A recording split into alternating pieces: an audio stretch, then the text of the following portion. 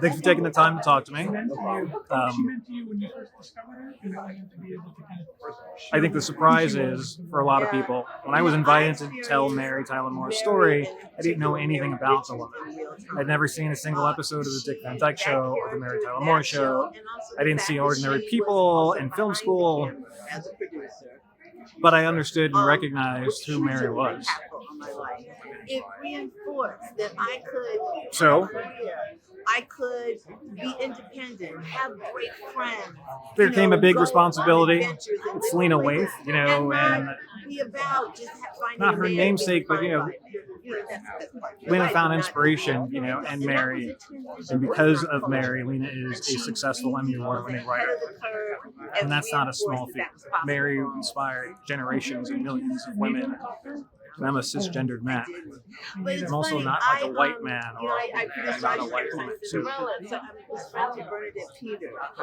I stepped into this. It was a daunting task, but because I also didn't know anything about Mary, I could come in totally objective and find my own way. And I was lucky to be supported by Mary's husband, Dr. Robert Levine, and Lena Waithe, and of course, Dr. Martin Chase, who all believe that even though I had holy shortcomings, I didn't know anything about Mary, and perhaps I was the wrong color and the wrong gender, that with an empathetic lens and an objective eye, that I would be able to find my way into Mary's life and out of Mary's life.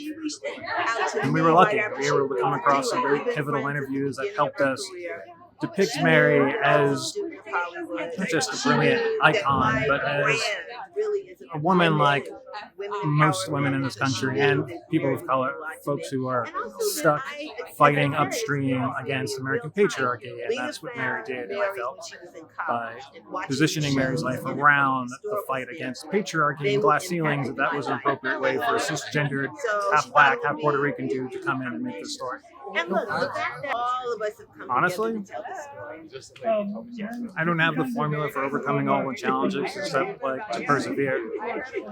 To know that for as few folks that look like me in these spaces, the only way for there to be more, not just for people like me in a privileged position now, to open doors for other folks who have similar backgrounds as me. But it's also on all of us to stay in the game, stay in this fight, because it's often demoralizing in the beginning. She came before me, and she did it.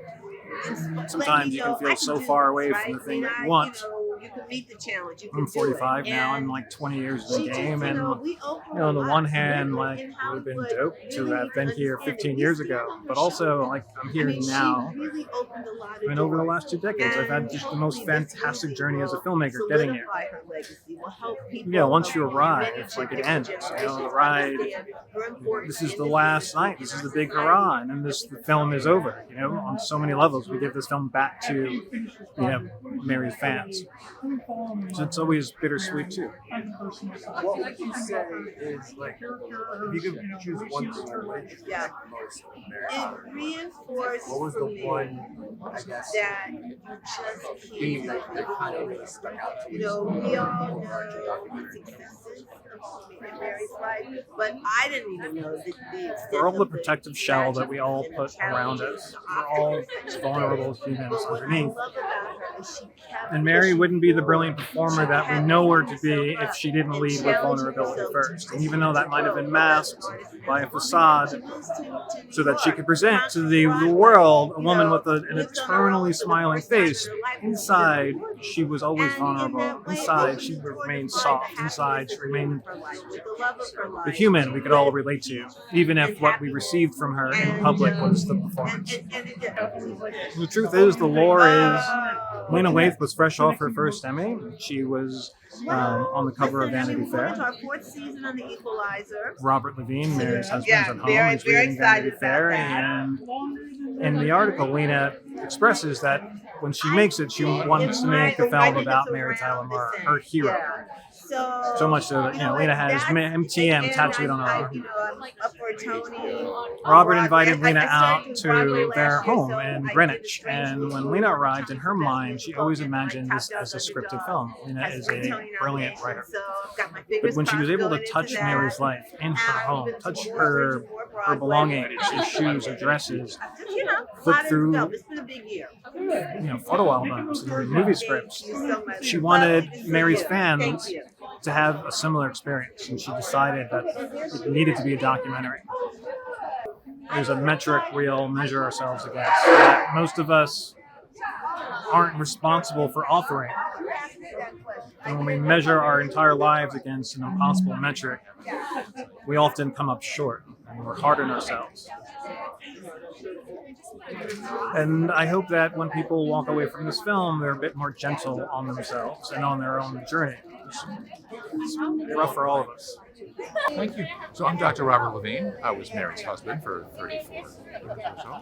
And it was really when I read an article in Vanity Fair that was a cover story about Lena Waithe, where she was sitting in Annie Leibovitz photograph in the interview, watching an old episode of Mary Tyler Moore.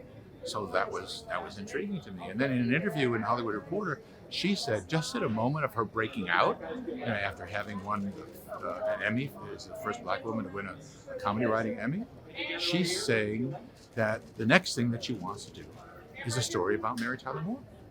And so to me, that was compelling. That was intriguing. I mean, here's a queer Black woman from the South Side of Chicago. What does she know or want to know about Mary? And I thought that was really an important voice to hear about my beloved, wife. Yeah. No, this is my first effort, and really all I did was provide resources. So what you'll see in the film are a lot of archival images of Mary, home video, things of that sort, and the stuff that we had in the house, memorabilia, and things that I could kind of bring to the table, and of course some guidance on how the story could be told, and some otherwise untold stories. But it was Lena, Debra Martin Chase, Ben Selko, and of course James, brilliant director James Adolphus, who really put it all together as the creatives involved. It's Mary, when she was young in the business, did scrapbooks just as she was coming up. So we had a lot of scrapbooks that had magazine covers and news reports of just her breaking out. And then personally, she created a lot of photo albums. So we had a lot that told the story of Mary's professional life early on, and then her personal life. And it's a little bit of a roller coaster going through all that stuff, because you see wonderful things about your life together, and then you recall the tough moments. And Mary had her tough moments in her life. So it was very important for Lena and for James, and the whole creative team, to tell Mary's full story. And so we don't really pull a lot of punches, in terms of talking about the challenges that Mary had, the pain that she had, the difficulties, as well as her great success. So I think it's spot on. I think the question is, did we honestly tell her story? I think the answer is yes. Yeah, I think it's that Mary started out in the business as a dancer in the chorus. So she really valued the ensemble. And she understood that, even though she wanted to step forward and be a star, that she had to share the spotlight. She had to give the best lines to others, because in elevating others around her, she elevated the world, and then she elevated herself.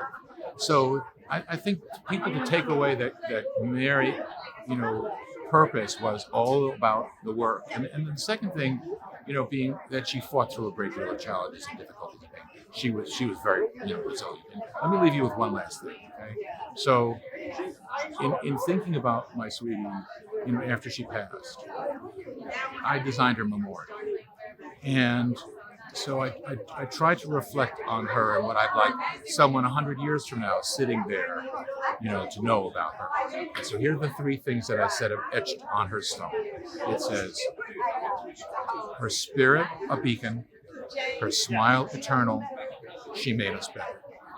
So I think we tried to capture that of her in the piece, and I hope people walk away with that. We're back down. My name's fight. Debra Martin Chase, and I'm one of the producers of Being Mary Tyler Moore.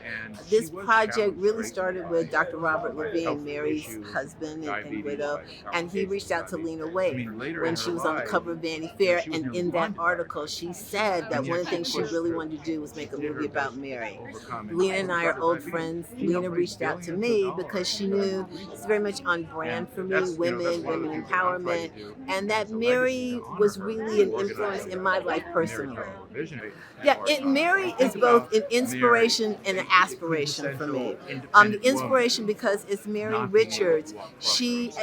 People don't say at that time women were still thinking about getting married by and large and defining themselves through a man or their husband. And Mary Richards had a career, was independent, had fabulous friends, and yes, she wanted to have a partner, but it wasn't her sole reason for being.